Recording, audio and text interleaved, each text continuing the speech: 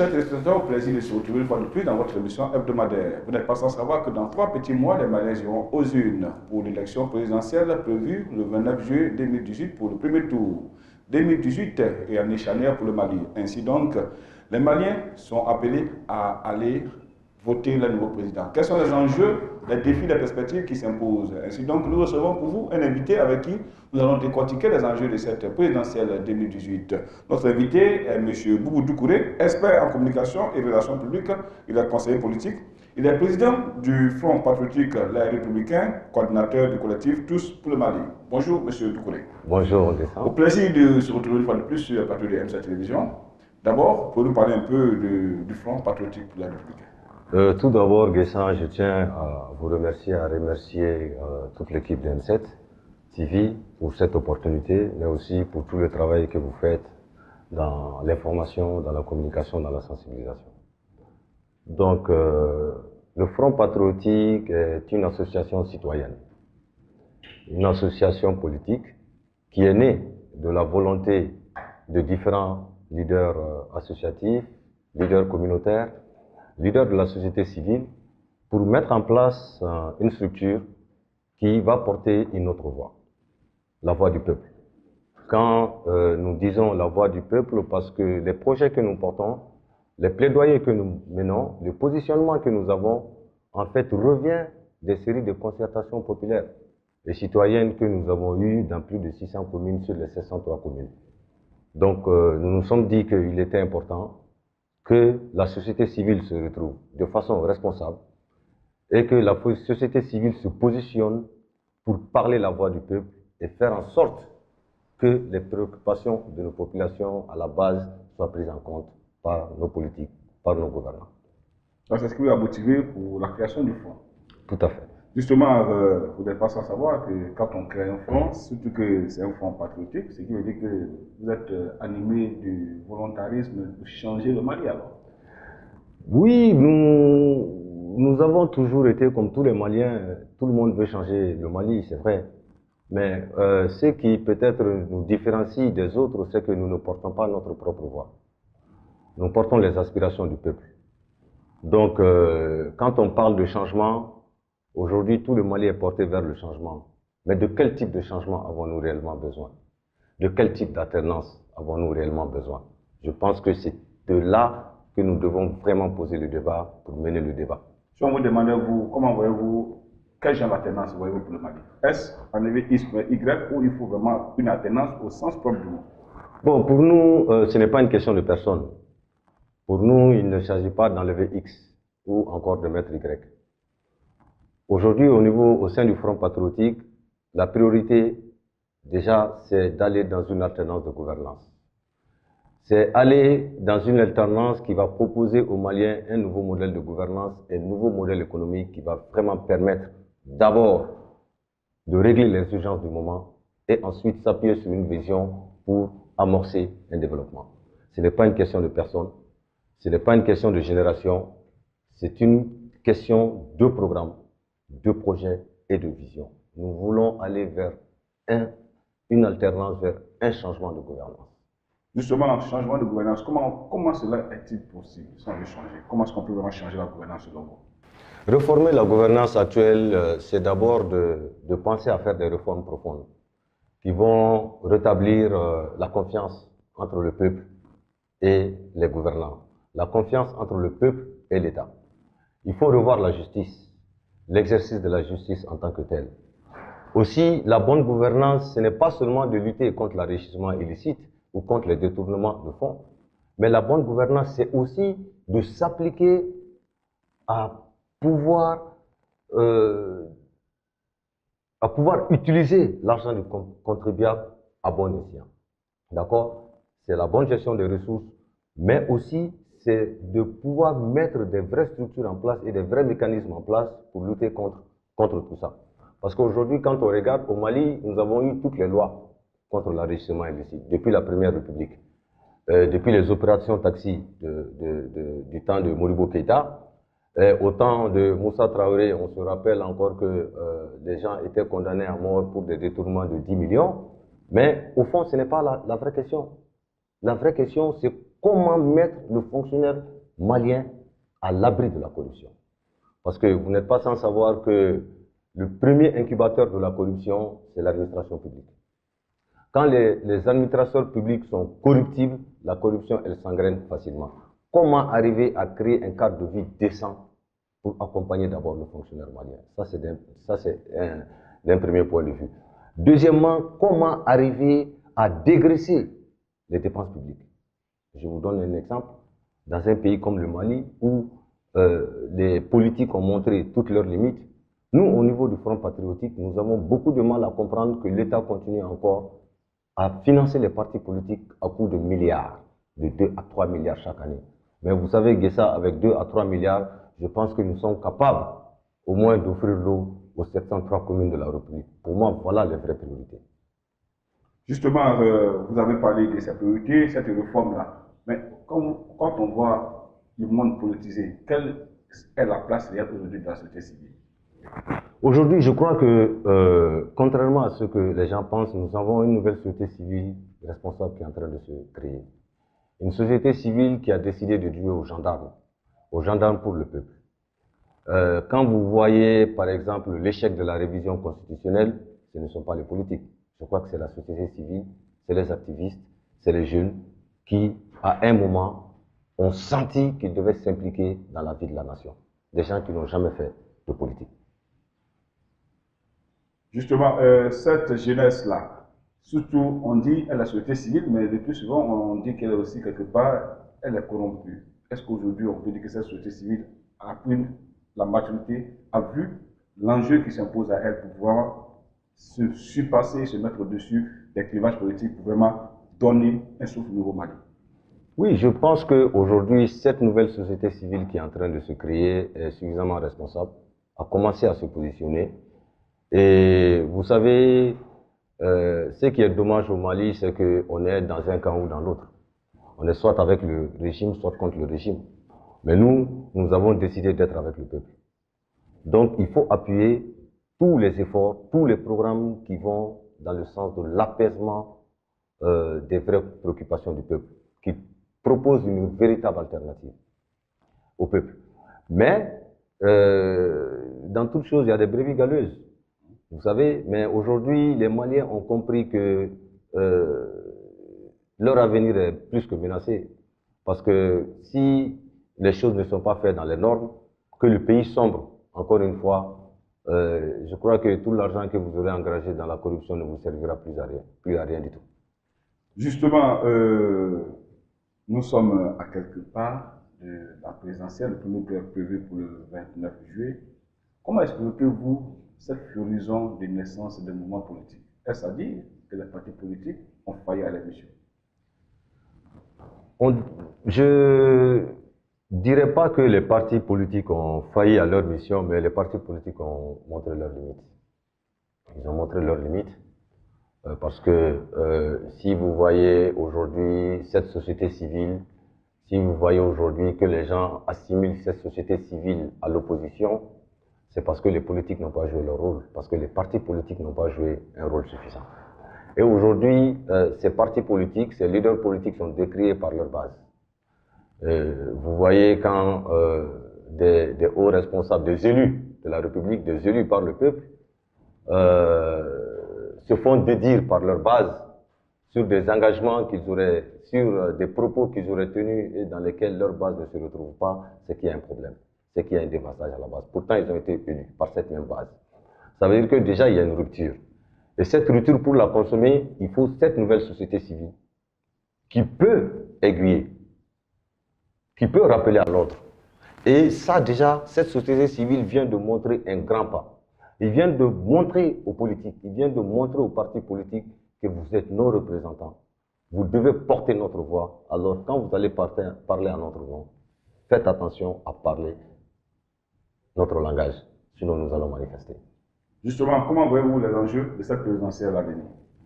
Pour moi, le principal enjeu de cette présidentielle, c'est déjà le défi de l'organisation. Comment arriver à organiser les élections dans les délais impartis par la Constitution? Pour moi, c'est le premier challenge. Le deuxième challenge de ces élections, c'est comment arriver à organiser ces élections-là sans risque de violence post-électorale, parce qu'on en parle beaucoup ces temps-ci. Et pour cela, il n'y a qu'une alternative, c'est l'inclusivité. Le gouvernement est en charge d'organiser les élections. Là, le ministère de l'administration territoriale est l'un des principaux acteurs, nous en sommes conscients, mais il est important que tous les acteurs impliqués dans le processus des élections soient impliqués dans ce processus électoral, y compris cette nouvelle société civile. Parce que je vous le dis et je vous le répète, aujourd'hui nous avons d'autres voix qui sont décriées, mais qui sont, qu'on le veuille ou non, représentatives de la société civile. Il faudrait que tout cela soit impliqué, y compris les groupes armés, pour que tous ensemble, nous travaillons à organiser des élections libres, transparentes et inclusives. Le troisième enjeu, c'est un enjeu en amont, c'est l'enjeu sécuritaire. Aujourd'hui, nous en sommes tous conscients. Parce que cet enjeu sécuritaire, si nous ne faisons pas attention, nous mettra à mal de la Constitution. Parce qu'il est clair qu'au Mali, nous ne pouvons organiser des élections si l'administration n'est pas présente sur l'ensemble du territoire. Cela est important, cela est extrêmement important. Donc ce porte-à-faux pourrait nous amener à ne pas être dans les dispositions constitutionnelles pour organiser les élections. Que Dieu nous en préserve. Donc il est important que les Maliens s'asseyent, que la communauté internationale soit impliquée pour que tous ensemble, nous veillions à éteindre les foyers de tension, comme nous l'avons fait lors de l'organisation des élections de 2013 en allant signer les accords préliminaires de Ouagadougou. Même si, je le répète encore une fois, le gouvernement malien, l'État malien n'a pas forcément respecté tous les engagements pris à Ouaga lors de la signature des accords préliminaires. Justement, c'est les enjeux que vous avez cités, 3 grands enjeux, mais je veux vous poser cette question. Au soir du 29 juillet, les Maliens ont voté dans la quiétude, tout s'est passé comme cela se doit. On attend les résultats, bien avant la proclamation des résultats. Quels sont les défis également qui s'imposent maintenant aux Maliens après cette présidentielle?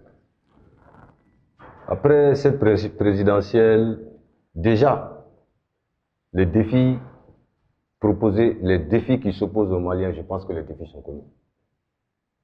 Les défis sont connus. Le premier défi, c'est le défi sécuritaire. Sans sécurité, on n'a pas d'enfants dans les écoles. Sans sécurité, nous n'avons pas de paysans dans les champs. Sans sécurité, il n'y a pas de commerce dans les marchés. C'est d'abord le défi sécuritaire. Assurer la sécurité des personnes et des biens sur l'ensemble du territoire. Trouver les arrangements d'ordre politique, d'ordre institutionnel et administratif pour redéployer l'armée et l'administration sur l'ensemble du territoire malien. Ça, c'est le premier défi. C'est le premier enjeu qui s'impose au Mali. Vous savez, quand vous parcourez le Mali, quand vous parcourez plus de 600 communes sur 703 communes, il n'est pas difficile de connaître les priorités. La première des priorités, c'est l'eau. L'accès à l'eau. Parce que quand le Malien il a l'eau, il arrive à cultiver. Il arrive à subvenir à ses besoins. Il arrive à nourrir ses bêtes. La deuxième des priorités, c'est l'accès à la santé. Comment arriver? Il y a un effort de décentralisation qui est en cours. Mais comment arriver à délocaliser sérieusement et à mettre à disposition des différents centres de santé, des équipements, des médecins et aussi des médicaments au moins pour les premiers soins. Cela est extrêmement important. La santé. La troisième, c'est l'accès à l'électricité. Mais vous savez, dans tout ça, dans tous les problèmes que le Mali connaît aujourd'hui, nous avons une constance. Cette constance, c'est la mauvaise gouvernance. Donc nous revenons à ce que nous disions au départ, c'est d'arriver à proposer un nouveau modèle de gouvernance aux Maliens, qui puisse prendre en compte toutes ces préoccupations et qui puisse permettre de résoudre ces différents problèmes. Et comment entendez-vous, en tant qu'au niveau du Front patriotique républicain, comment comptez-vous vraiment faire véhiculer votre vision aux candidats, peut-être que vous avez soutenu, ou aux hommes politiques que vous avez la chance de côtoyer, pour qu'ils puissent vraiment s'insérer, se retrouver dans la proposition de nouveau Mali? Vous savez, le Front patriotique a une feuille de route qui donne notre vision. une feuille de route qui donne notre positionnement, une feuille de route qui donne les priorités avec nos projets plaidoyers et qui explique, qui expose notre vision sur la gouvernance du Mali sur les 10-15 prochaines années à venir. Parce que, qu'on le veuille ou non, nous avons besoin aussi d'avoir une transition de gouvernance. Donc, sur cette feuille de route, nous avons rencontré des candidats, nous avons rencontré des regroupements et nous essayons de voir quels sont les acteurs, les principaux acteurs avec lesquels nous pouvons travailler sur cette vision. Et notre vision sur ça, c'est de travailler après les élections.